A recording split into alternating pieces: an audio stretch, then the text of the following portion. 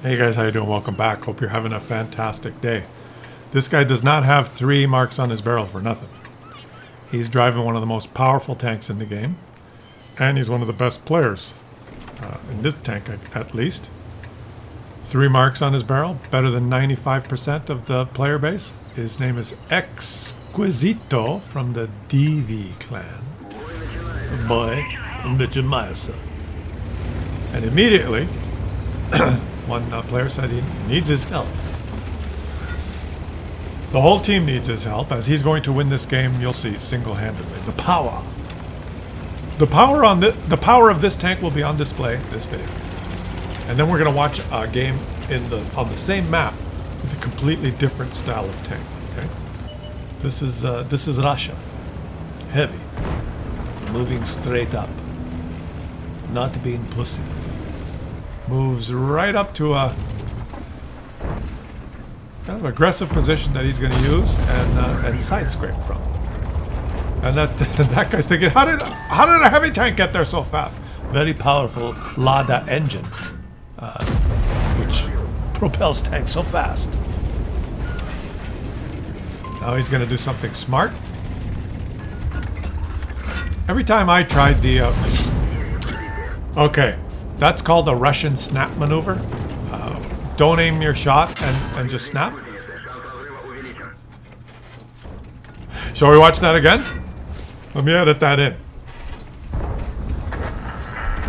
Whenever I try this reverse side scraping, it's a very finesse thing to do. It means that they don't have a shot on the front hull, which is kind of angled. They'll get a shot on the flat part. That's not visible to them. But whenever I do it, you see how he's pulling out to shoot? If you pull out too far, you show your ass. And then they shoot you up the ass. You see, so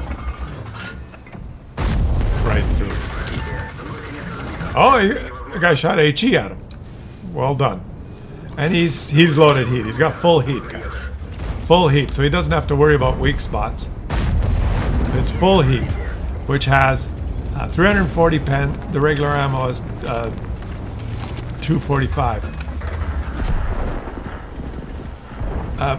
But make no mistake, someone that knows this technique and uses it all the time and is a good player like this is almost invincible. Like, there's nothing these guys can do on him. Load heat and try and go through his turret. Shoot HE at him. Right? The side armor, doesn't matter what ammo they pick, it's going to be auto bounce or absorb. They got such an angle, even the highest pen won't go through. They have to try and go through the turret. He doesn't have to aim or take any time because he's got the 340 Russian heat, so it's almost impossible to deal with. This is like he will easily win versus anyone. This guy knows what he's doing. If you want to dominate in World of Tanks, this is it. Now, if you find yourself in a game and just a regular player and you come up versus someone like this in a tank like this, and he's using the tank perfectly, he's going to kill you. you're gonna die, and there's nothing you can do. Nothing. You cannot hurt him. Now he's on the slope trying to get a weird angle. He's hidden himself, and is the pixel? Yes, that's pixel. He's just constantly trying to put himself. This guy could hurt him now, but he's angling up. See? And he did not get hurt. And now, boom. And what's he gonna do? Let him fail. I guess he might take a hit here.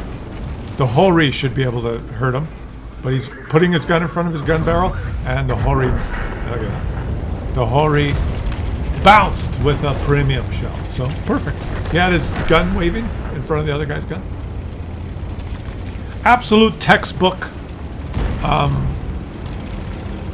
Oh, now he's in the open, so he took a hit there, but that's okay, because he knew that guy was a tier 8. No problem.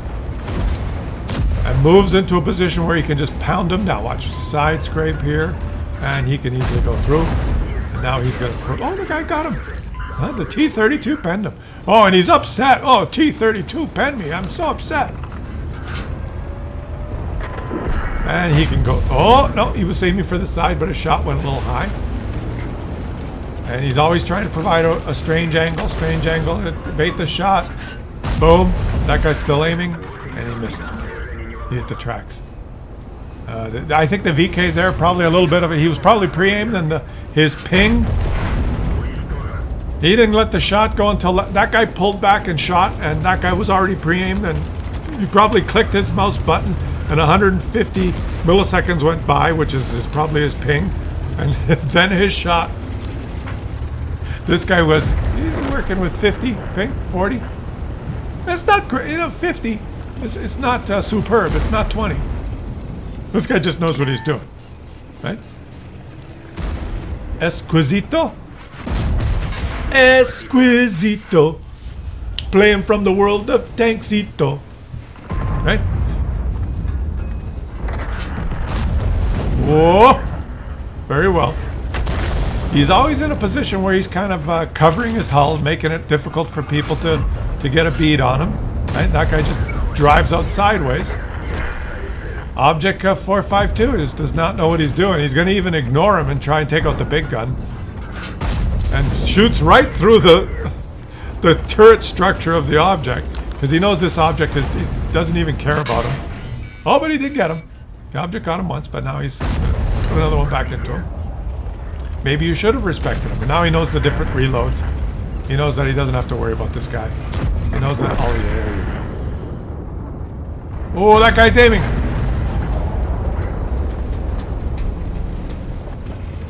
Who shot the shit barn? Who shot the shit barn? Because that shit barn was aiming at him, and that would have been over. It would have been over for him.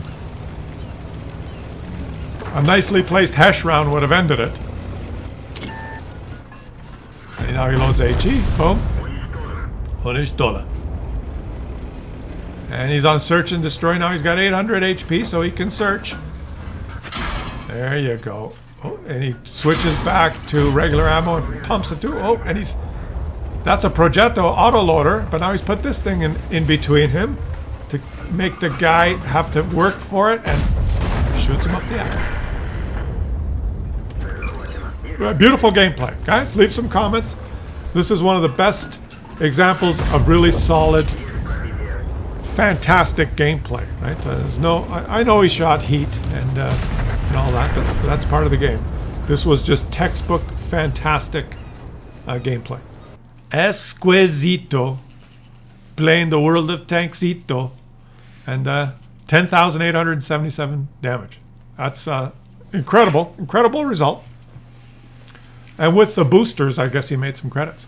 So let's watch another game on the same map with a completely different tank, spawning on the opposite side. So guys, takeaway is if you're playing the game and you get killed by a player named Esquisito, or I call him Esquisito, don't feel so bad. He's just a good player.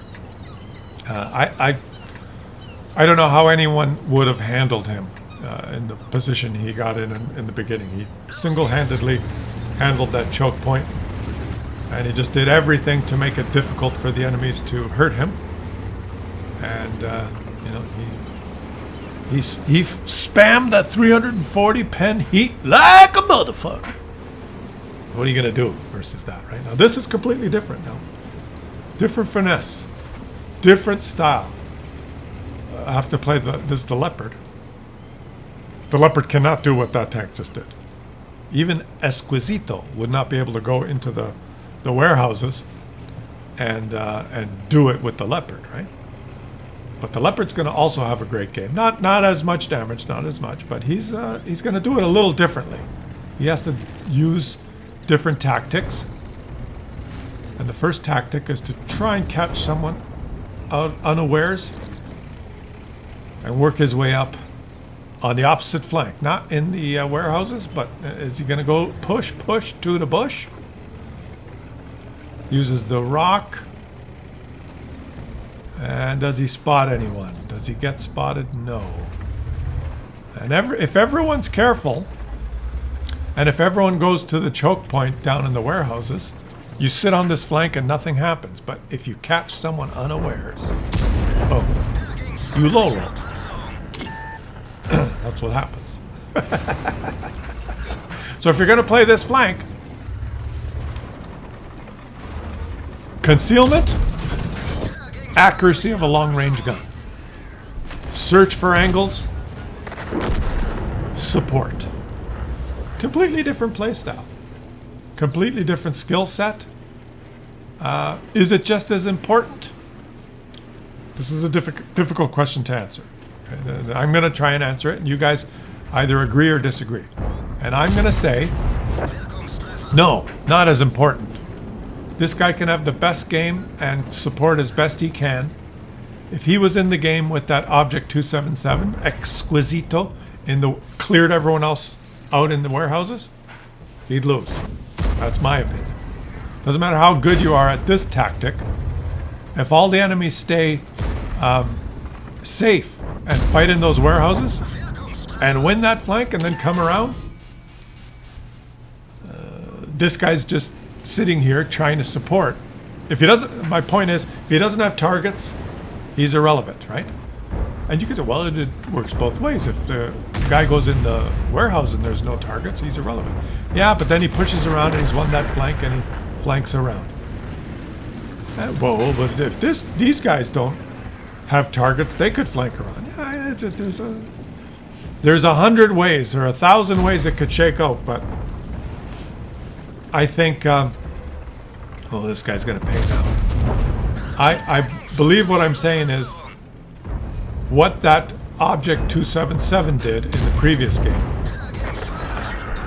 is a bigger factor in the outcome of the game, a bigger factor in the victory.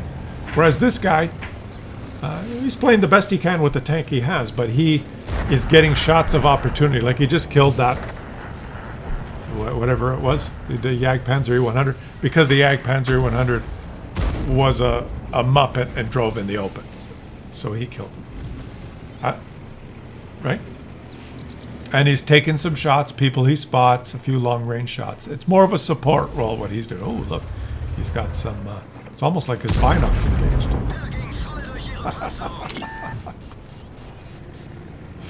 And he's maxed out the view range and probably the concealment. And he's got to do the best he can just providing support fire like this, guys.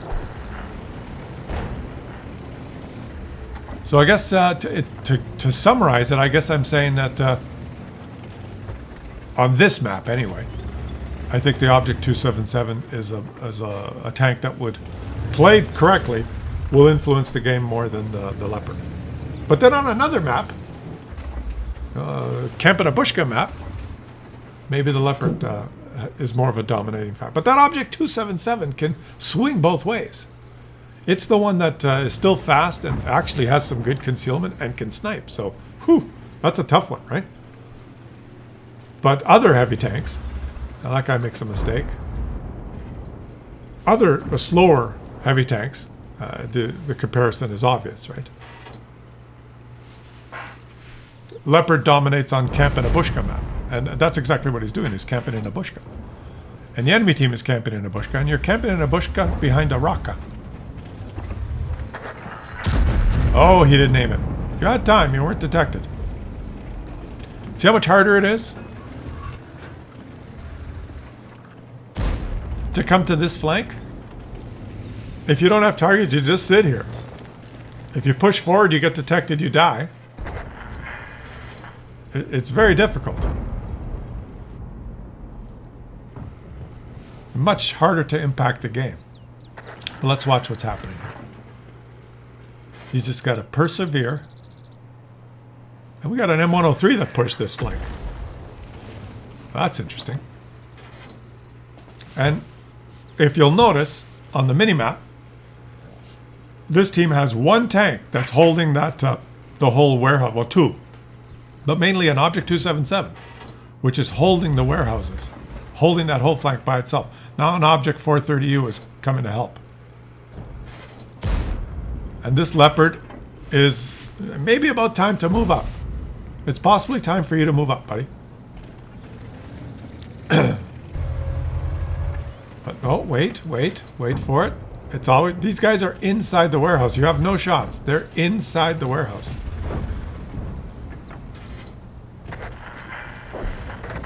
And I don't think he understands that he's not behind there. He's inside the warehouses. He's waiting, but I don't think he's up there. Oh, he is. Oh, he's right. He is. He waited patiently. He waited patiently. He was right, and I was wrong. So well done, buddy. Just providing support. But you could argue they didn't need it. Right? Sometimes the support role, you're kind of stealing other people's damage. Your team was winning anyway. Now, oh, he gets up the ass shots, which is always good. Now he's providing good support. These guys have put themselves in a crossfire, and he can aim it, aim it. You gotta aim it, aim it. Oh, it's beautiful. You gotta watch out for this angle when you're in those in the warehouses. And I was sure that other guy was in the warehouses, but he wasn't. Scheitze.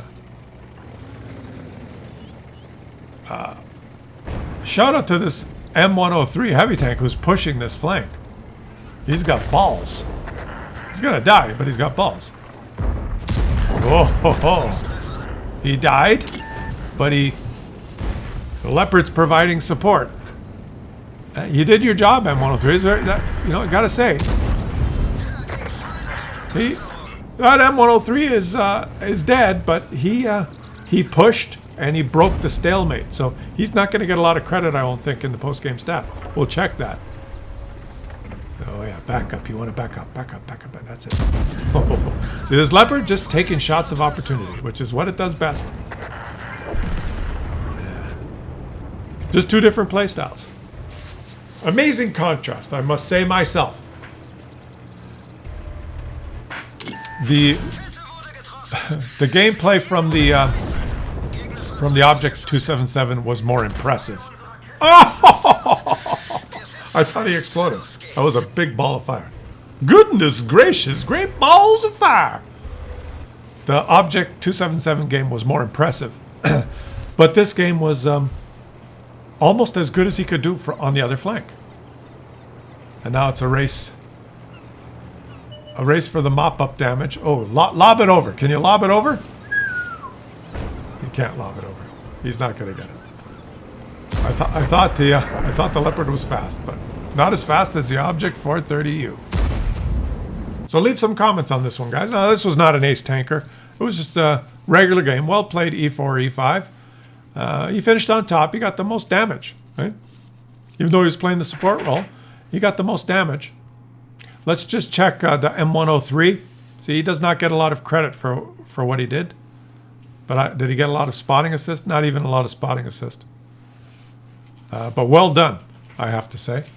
Did he make credits? A little bit. Which impressed you more? Obviously, the Object 277, right? Which tank is more powerful and more instrumental in victory? I'm interested in reading your comments. I'll catch you guys on the next one.